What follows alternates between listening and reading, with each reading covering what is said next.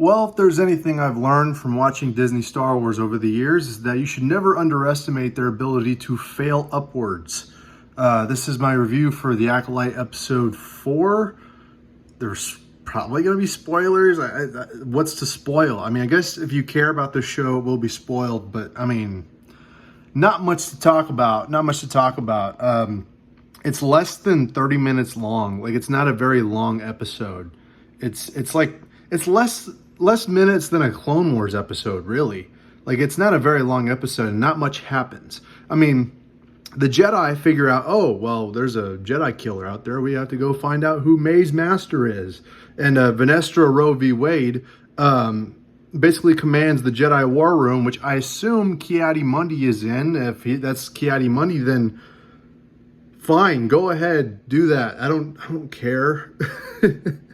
We're at a point now where apathy is set in. I know that I care enough to say when Disney Star Wars sucks. I still have a bit of, love for Star Wars in my heart. But in terms of like being emotionally attached, to be angry or to be frustrated with some of the people who are like, psychopathic shills out there, most of them are like, oh, you're just angry because you're a bigot. Well, first of all, you can call me a bigot all you want. That just means your argument is false. But I'm not really angry anymore.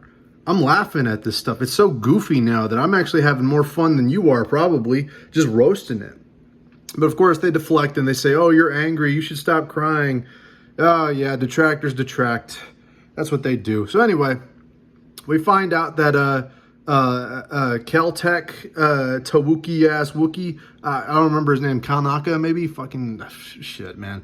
The Jedi Wookie is living in isolation in a forest, and so the Jedi gather a little hunting party to go out and find this Wookiee before May gets there, because May has Asian Ezra Miller, her little bodyguard simp, with her, and so she goes after Cal Naka to kill him next, part of her, revenge tour thing going on, and so basically she's hunting Cal Naka with Asian Ezra Miller. I'm sorry, I have to recall this. I watched it 30 minutes ago, like an hour or 30 minutes ago, and I can't, for the life of me, remember what the hell happened. But basically, she's hunting Cal Naka, and like literally she jogs for like maybe 5 minutes in the forest, and then she says, yeah, this is boring. I don't need to do this shit anymore. So I'm just going to change my plans. And so she literally flips on a dime and turns on her Ezra Miller Asian Ezra Miller simp. She turns on that guy and sets up a booby trap for him for whatever reason, so that she could dramatically, betray him. Her logic is, yeah, I don't need to impress my master. I can just turn myself into the Jedi Order and then, turn my master in at that point. Which the logic of that makes no sense to me, because the Jedi Order is going to imprison her. In fact, her partner even says this in this very scene.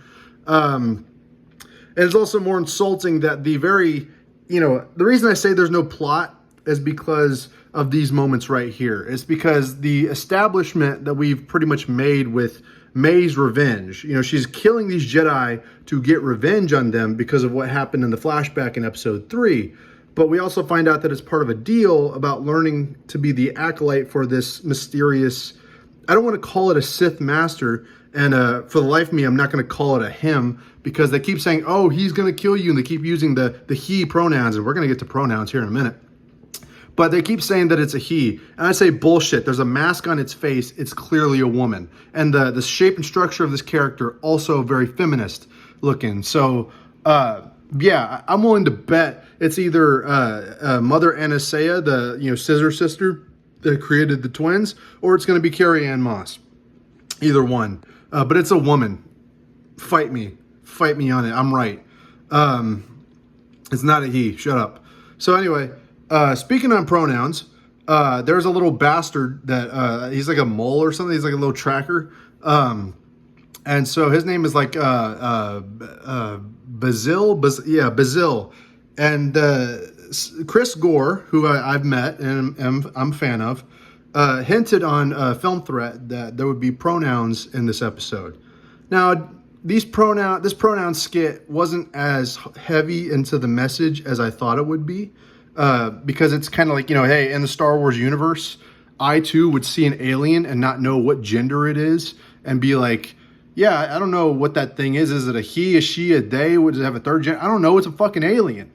So there is some hint of that in the scene because Osha basically sees this little rat thing, and she's like, do I address it as a he or a they or what? So that was interpreted as like a pronouns in Star Wars thing. If you want pronouns in Star Wars, just go to Wikipedia. They got pronouns fucking for every character, basically excluding an entire fan base. So great job appealing to groomers. But basically, that scene, people are going to be mad about it for sure. People are going to blow it out of proportions. And all the Disney shills are going to be like, oh, the alt-right is mad about the pronoun scene. But it wasn't even really that insulting. It was just kind of, it was them trying to be funny. And, in order to be funny, first of all, you need talent. So that's something that Leslie Headland and most of Lucasfilm do not have at this current time. So yeah, it was mostly them trying to be funny, and it just fell flat. So mostly disrespectful shit. Obviously, they're shipping X-23 in whiteface with that yee ass Mountain Dew haircut, with Osha and her, Lil Yachty looking haircut. They're shipping them, obviously. Can't wait for that to play out and, see where that goes. I'm so invested in the... Oh, sorry, hold on. It's kind of late, and it's also kind of dark, so I'm sorry about that. But anyway, so they get to this forest planet. Osha goes and finds Kalnaka to try and turn herself in. When she gets there, she finds out that Kalnaka's dead. And when she finds him, he's sitting in his chair at his desk, and I thought he died from just what's that thing that David Carradine died from?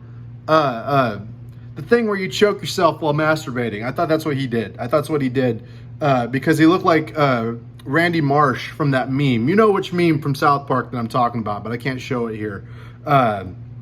Basically, he dies in his chair, leaned back, like he's satisfied, like he had the most explosive orgasm ever. But he basically, when you see him dead, he has an X on his chest from a lightsaber wound. So Disney's still on brand with killing people with flesh wounds with lightsabers, but completely fine with people surviving lightsaber stabs. And before people start raging out at me, but Darth Maul survived. Oh, what about force healing? How about you try stabbing yourself or somebody else with a lightsaber and see if you can just force heal it? Lightsabers are pretty much pure energy. If it goes through your stomach, it's melting all of your organs. But if you get nicked, just a small little flesh wound, all of a sudden you're dead. You're dead. Kill shot. Right there. It's a fundamental lack of lightsaber knowledge. And people are like, oh, but Darth Maul, he used the dark side of the Force. You mean the thread? You mean the dark side of the thread, right? Fuck you. He used the dark side of the Force to stay alive. Not really a decision that George Lucas should have made, but he did it for the fans. And guess what? Not everybody is Darth Maul. Sabine is not Darth Maul. Ben Solo, not Darth Maul. The Grand Inquisitor, Reva, not Darth Maul. All right, those characters are not Darth Maul, so they don't have the excuse to be like, staying alive due to the dark side of the Force. Go fuck yourself, okay? Don't bring that bullshit towards me, because I know the different context between the two things. And so, Kalnaka's dead, and when the Jedi arrive, they're like, please come out, and it looks like May did it, victim number 2. And so it looks like they're blaming it on her, and it's very clumsy the way that it's done. Most of the dialogue is clumsy. The world building's clumsy. Acting is nothing's really changed there. It's all fucking boring. But then we find out that this it's not a Sith Master. I'm not ready to call it a Sith Master yet, because I'm pretty sure it's just a woman in a costume. But hey, it might as well be Sith, right? Might as well, because the Jedi see her red lightsaber as she whips, watch me whip, watch me nay. Yeah, she whips old Osha to the side, and then she force blasts with her probably pussy powers all the Jedi into the dust. And then the episode ends. Not much else happens. That's about it. You know, I would be more mad, like some of these Disney shills and angry people would say, but like, I like, you know, I want to have an emotion for it at least, you know. I'm having more like laughter sarcastically at how cringe and how stupid most of it is, but I'm not like, what's to be angry about anymore, right? What's to be angry? It's so mid at best. It's mid at best. It's cringe at worst. It's one of Lucasfilm's worst projects, that's for sure. It's up there with Rise of Skywalker, Last Jedi, Book of Boba Fett, and Obi-Wan Kenobi. I know that a lot of people are like, oh, but those were all good. Shut up. That's an opinion, not an objective fact. You have to understand the difference between the two. But you know, Disney Star Wars shills and mostly shills in general don't get that. And I'm sure there's going to be a lot of people arguing about that in the comments. You go ahead, bro. You go ahead. Feed that algorithm. Feed that algorithm to me. So if you're wondering if the Acolyte Episode 4 changed the game, if it brought me back into it, if it got me invested, no. No, it didn't. And I feel like I'm wasting my time the more that I do it. But you know what? Someone's got to do it. Somebody's got to do it for this channel. And it better be me, I guess. Got to try and make that money. So if you like what you heard, please like, share, and subscribe. Comment down below whether you love me or hate me. I don't care. This has been Isaac of the Dead. Don't smoke crack.